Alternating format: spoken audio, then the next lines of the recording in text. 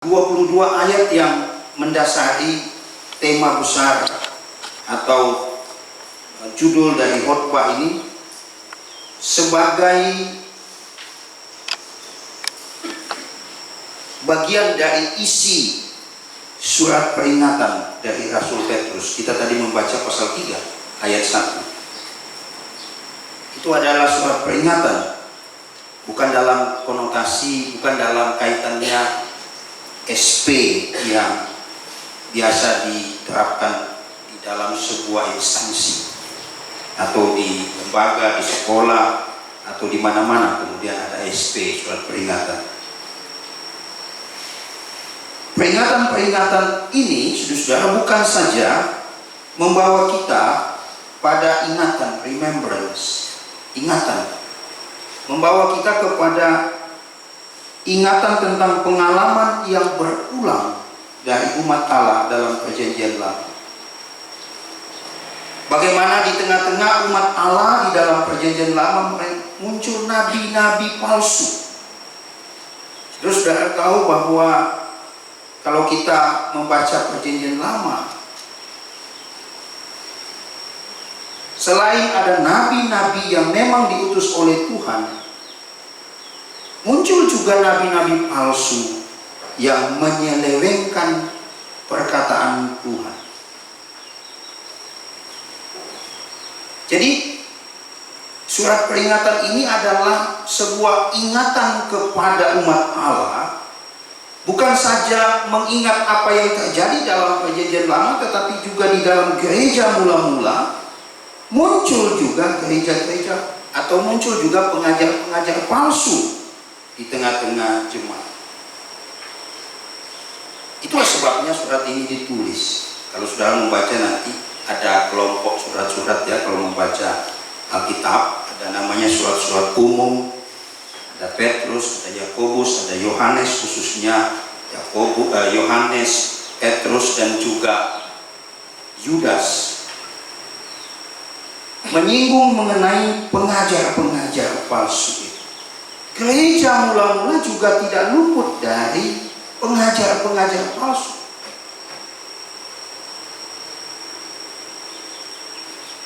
Oleh karena itu Rasul Petrus kemudian menulis surat ini sebagai peringatan, surat peringatan. Saya membayangkan saya sedang menerima surat itu. Saya sebagai salah seorang pengajar, sebagai salah seorang hamba Tuhan, kemudian menerima surat itu. Lalu saya membaca surat itu dengan saksama bahwa ada peringatan, ada alarm yang berbunyi kencang. Di tengah-tengah persekutuan orang-orang percaya muncul, bukan hanya kamu Edo, bukan hanya ada Pak Julius, bukan hanya ada hamba-hamba Tuhan, tetapi juga muncul pengajar-pengajar palsu.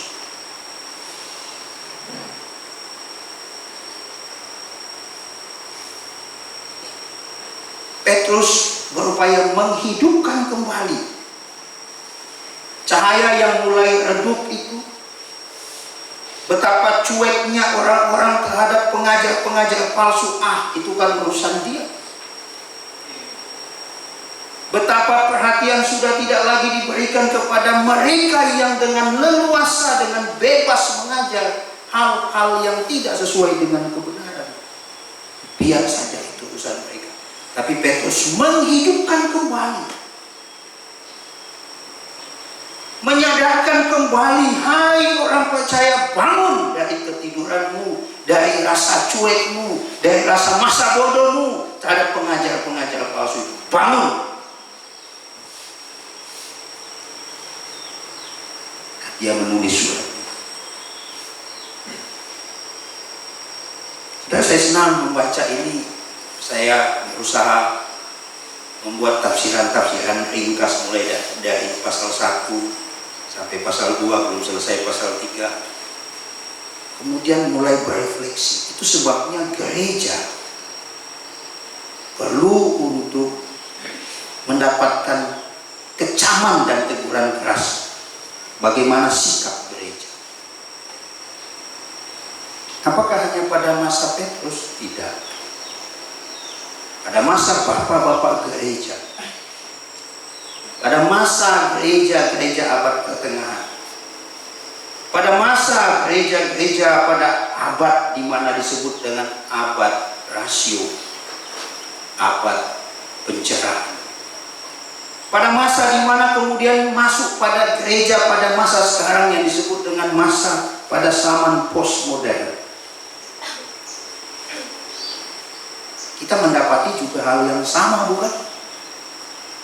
Betapa banyak media sosial kita yang kemudian kita mendengarkan orang mengajar secara serampangan, menyelewengkan Injil, menyelewengkan pengajaran-pengajaran yang benar dari kitab suci.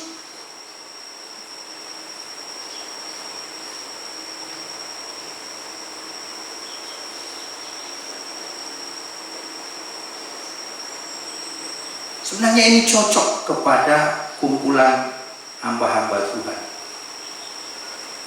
tema ini. Tetapi saya sadar bahwa surat peringatan ini ditulis kepada jemaat, maka jemaat juga harus tahu kondisi. Jemaat mesti tahu siapa mereka, bagaimana identitas mereka.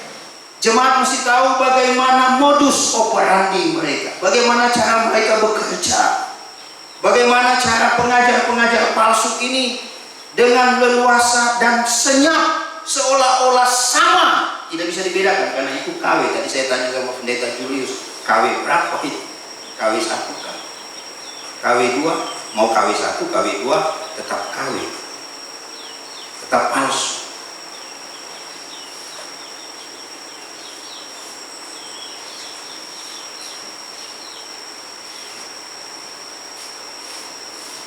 Petrus sebagai rasul, sebagai salah seorang yang disebut dengan soko guru gereja mula-mula, kemudian menulis. Saya mulai dengan beberapa bagian. Pertama, bagaimana Petrus membongkar kedok, membongkar topeng dari pengajar-pengajar palsu. Sekurang-kurangnya ada 3 kali Petrus membongkar topeng mereka. Pertama, mulai dari ayat 1 sampai 3. Kedua, ayat 11 sampai 16. Ketiga, ayat 17 sampai dengan ayat 22. Dan sisanya Petrus mengatakan akhir yang tragis, akhir yang mengenaskan bagi mereka yang tetap konsisten mengajar ajaran palsu. Akhir tragis mereka ditulis di dalam ayat 4 sampai dengan ayat yang ke-10. Saudara, mari kita lihat bagaimana Petrus membongkar kedok mereka. Yang pertama, apa yang menjadi ukuran kalau mereka disebut sebagai pengajar palsu, atau saudara menilai saya mengajar dari mimbar ini kemudian disebut sebagai pengajar palsu? Apa yang menjadi ukuran? Apa yang kemudian bisa menapis, memisahkan antara beras dan gabah? Apa yang sebenarnya bisa kita lihat bahwa dia mengajar yang benar? Pertama, perhatikan saudara, Petrus membongkar kedok. Yang pertama adalah sekarang tidak ada lagi nabi-nabi palsu, kata Petrus. Yang ada pengajar-pengajar palsu.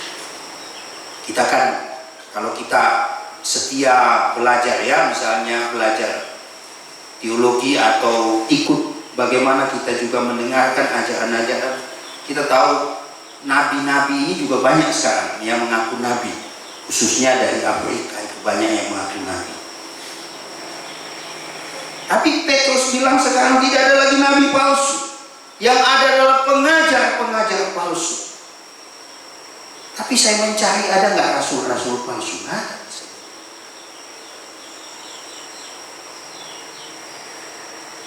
Sekarang tidak ada lagi pengajar nabi-nabi palsu, yang ada pengajar-pengajar palsu. Dalam konteks zaman kita sekarang banyak pendeta-pendeta palsu. Banyak hamba-hamba Tuhan palsu. Banyak hamba-hamba Tuhan yang mementingkan dirinya.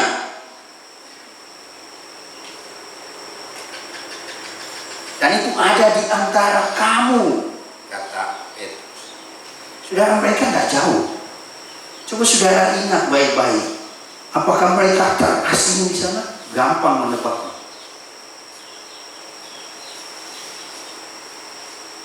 Tetapi yang namanya palsu itu sedapat mungkin supaya tidak ketahuan bahwa dia palsu. Jadi dia berada di tengah-tengah jemaat. Dia berada di tengah-tengah domba. Dia berada di tengah-tengah kawanan domba Allah. Dan dia berusaha untuk memangsa domba-domba. Saudara, mereka bermisi. Mereka mengajarkan pengajaran-pengajaran sesat. Tadi saya katakan apa yang membedakan? Satu, paling jelas, mereka menyangkal penguasa yang telah menebus mereka. Istilah penguasa dan penebus di situ sebenarnya menunjuk kepada siapa? Kepada Tuhan Yesus. Mereka menyangkal dan mereka menodai. Mereka menghujat jalan kebenaran. Jalan kebenaran itu siapa? Akulah jalan, akulah kebenaran, akulah hidup. Mereka menghujat Yesus Tuhan kita. Itu pertama. Jadi siapa yang disebut dengan pengajar palsu? Kalau sudah mengatakan Yesus bukan Tuhan, itu pengajar palsu.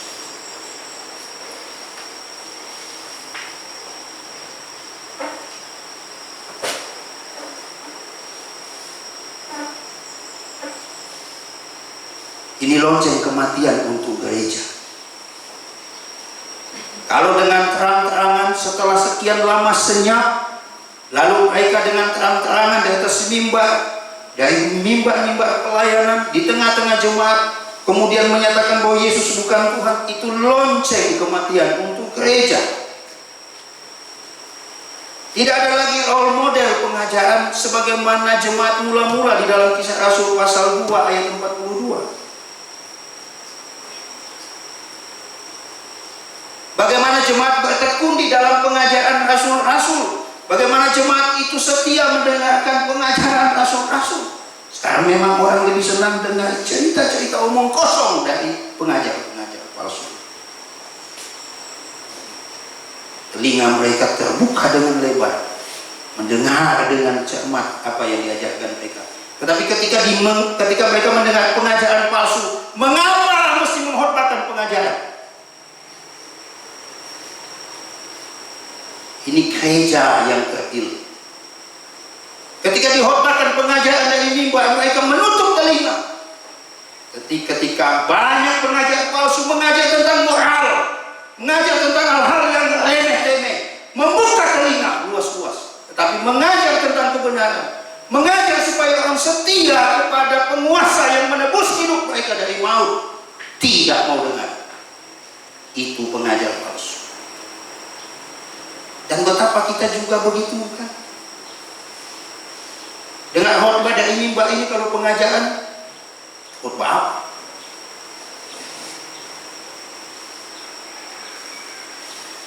Dengan khotbah dari mimbar ini, kalau menekankan soal kesucian, menekankan tentang pursuing your holiness, mengejar kekudusan, itu khotbah apa?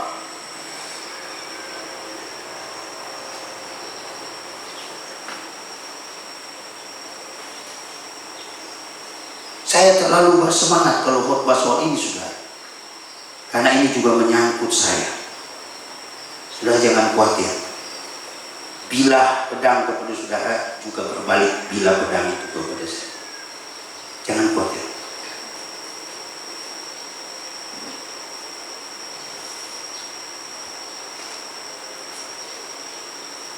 Orang lebih tertarik kepada pengajar-pengajar yang demikian. Apakah saya dan saudara termasuk di dalamnya? Yang senang dengan cerita-cerita omong kosong, isapan jempol demikian. Cerita tentang dongeng-dongeng yang tak punya makna, tak punya hubungan sama sekali dengan kesucian, dengan kesalehan hidup kita. Sudah tahu Johannes Calvin? Kan saya sedang kuliah soal Johannes Calvin, membaca buku, bergumul dengan soal ini. Lalu dia menekankan tentang agama Kristen. Agama Kristen di situ bukan soal religion, agama yang kita pahami, tapi agama Kristen di situ berkaitan dengan kesalehan, piety, kesalehan hidup. Yang disebut dengan agama Kristen adalah agama yang menekankan tentang kesalehan hidup. Bukan soal yang ditawarkan oleh pengajar palsu ini dengan cara mereka, dengan kelakuan mereka, cara hidup mereka. Kalau kita membaca di dalam ayat yang keempat, ayat yang kelima, terus sampai dengan ayat yang ke-21, bagaimana cara mereka untuk menarik begitu banyak orang kepada jalan kebinasaan. Karena mereka tidak menekankan kesalehan. Mereka menekankan foya-foya. Mereka menekankan diri mereka paling utama. Kalau bisa mengeruk jemaat, dikeruk. Kalau bisa merampok jemaat, dirampok jemaat.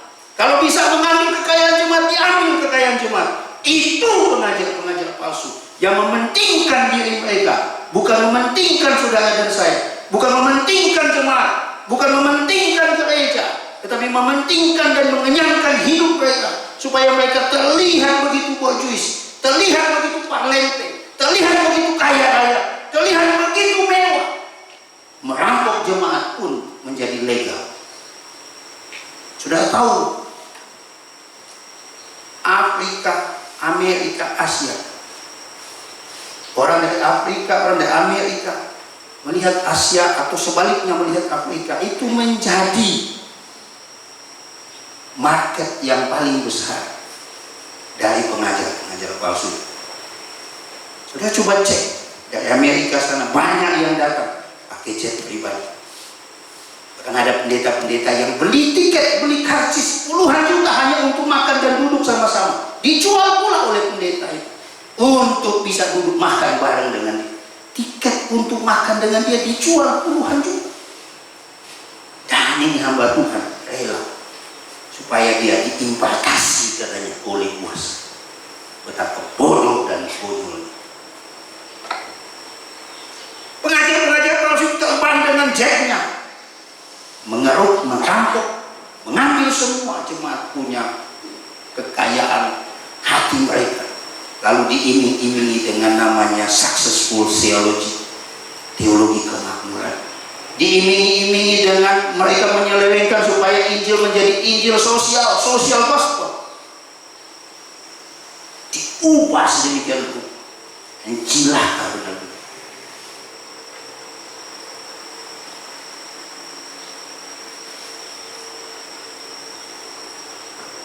Pengajar-pengajar ini bertindak di luar batas. Sudah-sudah, kalau kita membaca ayat 11 sampai 16, bagaimana mereka dianalogikan seperti binatang yang tidak berakal. Sudah tidak bisa lagi dibayangkan. Kok bisa ya? Kok bisa ya? Kita cuma bilang kok bisa ya? Kok bisa ya? Kok bisa ya? Ya memang bisa, dia ngekalin kita. Dari ayat 11 sampai 16, khususnya ayat 12, namun mereka itu sama dengan hewan yang tidak berakal. Bertindak sudah tidak lagi mencerminkan mereka adalah orang-orang yang masih dengan nalar, dengan logika yang waras. Tidak ada lagi. Mereka berani menghujat, tapi mereka tidak tahu apa yang mereka hujat. Tadi saya katakan mereka foya-foya.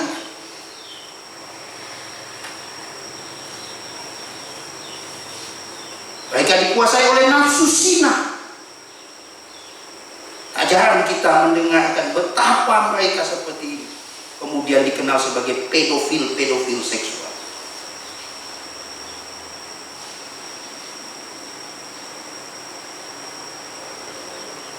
Mereka tidak jemu berbuat dosa. Itu disebut di dalam ayat 11 sampai dengan ayat 16.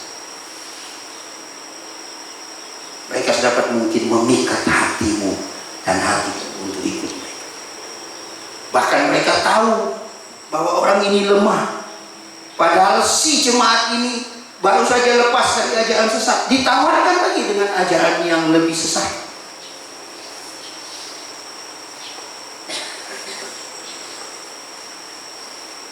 Hati mereka, kata Rasul Petrus, ketika dia membongkar kedok pengajar palsu, diliputi, dikuasai oleh keserakahan. Serakah, sudah.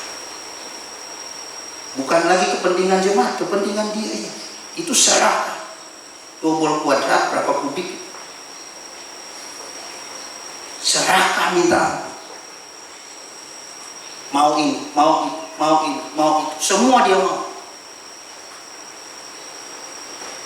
Tidak lagi melihat jemaat supaya dilayani.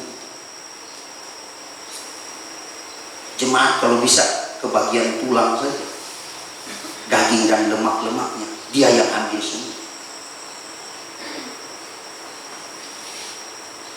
Dan saya sejak hampir katakanlah 2 atau 3 dekade memikirkan bagaimana gereja kita sebenarnya habis hanya pada urusan-urusan seremonial.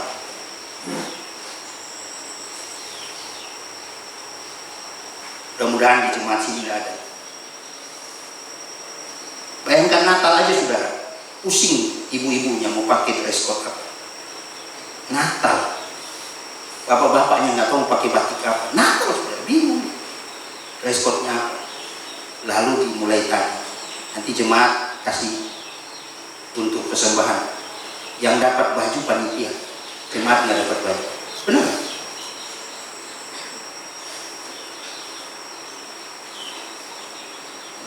Kita itu sibuk dengan hal-hal yang apa ya, yang sebenarnya punya dampak nggak sih? Gereja coba dipikirkan kan. Kita mau buat gereja seperti apa? Perokah kepada jemaat atau merampok jemaat? Pedulikah kepada jemaat atau tidak peduli sama jemaat? Dan dengan gampangnya atas nama Tuhan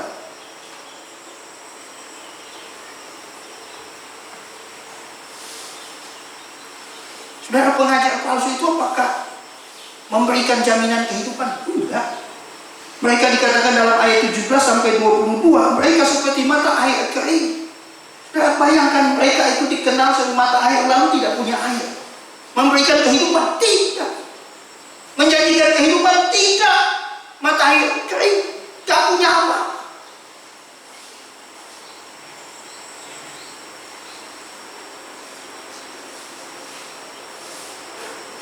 Apa gunanya kalau tidak ada air? Mau mata air situ 10 kalau tidak ada air. Kita cuma di-pray. Dan betapa banyaknya gereja sekarang jemaat di-pray oleh pengajar-pengajar palsu. Kita dapat song.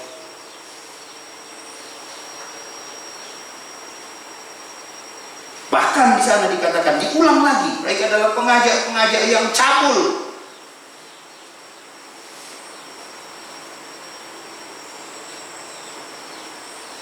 Mereka bahkan berani janji omong kosong gitu. Mereka bilang di sini ajaran ini akan memerdekakan kamu, padahal mereka sedang terikat dan sedang berada di dalam satu kebinasaan. Menawarkan kemerdekaan, tapi mereka sedang terikat dan sedang berada pada hukuman yang Allah sudah siapkan.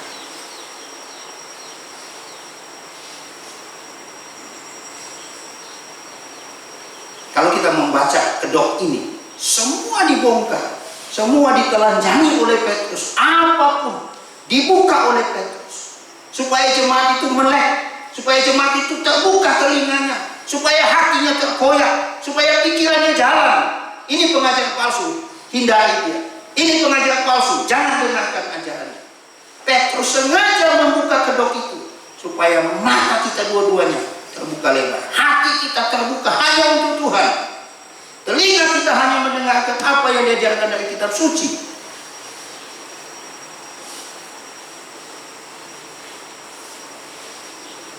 Jangan ikut saudara pengajar-pengajar palsu, karena mereka sedang menuju kepada kebinasaan. Sederhana saja saya bertanya kepada saudara, kalau saudara tahu pengajar palsu ini menuju kepada kebinasaan, saudara mau ikut? Jemaat mau ikut? Tidak, bukan? Sederhana.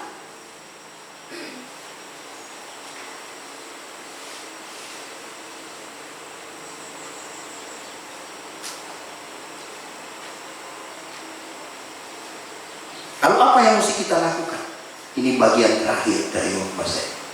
Pertama, sudah sekalipun kita berdiri sendiri, berdiri di atas kebenaran, dan kita hanya seorang diri memegang kebenaran, jangan ragu. Elia melawan sekian puluh nabi Baal, dia sendiri.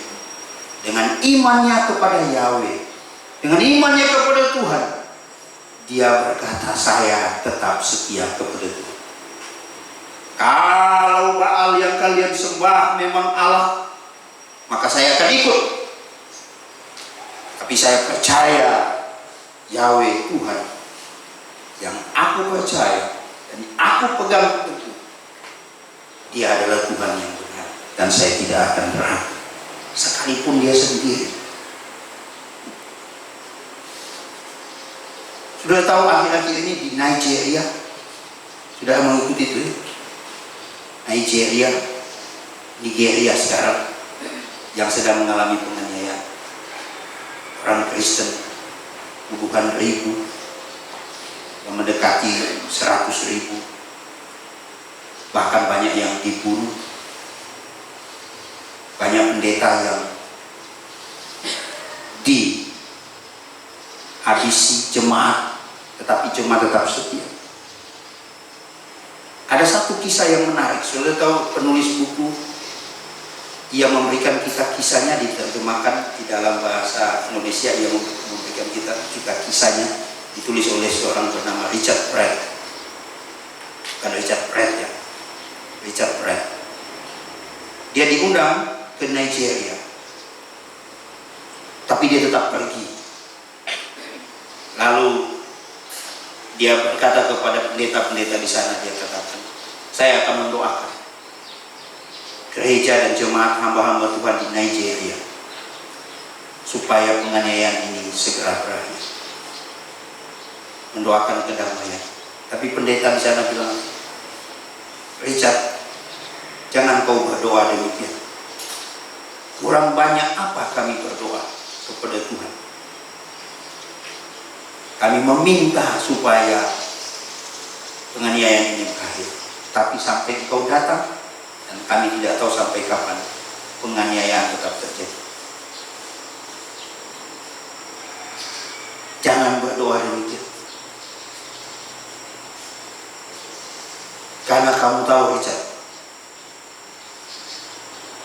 justru karena penganiayaan ini, kekristenan di Nigeria bertambah besar.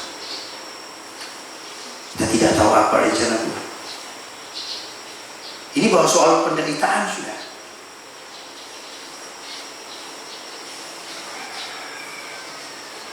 Darah martir tertumpah. Gereja berdiri itu. Sekalipun engkau dan saya sendiri memegang kebenaran, jangan ragu. Setialah sampai akhir kepada Sang Penguasa, kepada Kristus yang menebus hidupku dan hidupmu. Setialah kepada Dia sampai akhir. Setialah sampai Dia, sampai kita menghembuskan nafas terakhir. Kepada Dia sang jalan, sang kebenaran itu. Kepada Dia yang menebus hidupmu dari lubang maut, dari hidupmu yang bergelimangan dengan kematian. Dia memberikan hidupnya supaya kita hidup. Setialah kepada Dia, jangan mengkhianatinya. Hiduplah dalam kesalehan. Jangan ikuti gaya hidup pengajar-pengajar palsu. Jangan tertarik dengan semua omong kosong, rayuan mereka. Hiduplah dalam kesalehan. Dalam kesalehan, saudara, kalau membaca di dalam pasal 1, saudara akan lihat iman kita harus mendemonstrasikan kebajikan, bajik, bijaksana, berhikmat. Iman kita harus mendemonstrasikan pengertian, pengetahuan, ada pengenalan akan Allah. Iman kita harus mendemonstrasikan ketekunan. Iman kita harus mendemonstrasikan penguasaan diri. Iman kita harus mendemonstrasikan apa yang disebut dengan kesalehan. Iman kita harus mendemonstrasikan apa yang disebut dengan kasih kepada sesamamu, kepada saudara-saudaramu, dan kasih kepada semua orang. Itulah kesalehan piety. Coba kita mulai piety. Lagi-lagi ini saya berdoa, saudara, Tuhan, saya mau mengejar kekudusan, saya mengejar kemuliaan, saya mau mengejar apa yang Engkau mau. Hiduplah dalam kesalehan. Dan terakhir, percayalah bahwa Tuhan tetap memelihara jiwa. Tuhan memelihara jiwaku, memelihara jiwamu, memelihara hidupmu, tidak membawa kita kepada kebinasaan. Jangan tukar hidupmu, keselamatan jiwamu dengan kebinasaan yang ditawarkan oleh pengajar-pengajar palsu. Jangan tukar. Setialah sampai akhir. Mari kita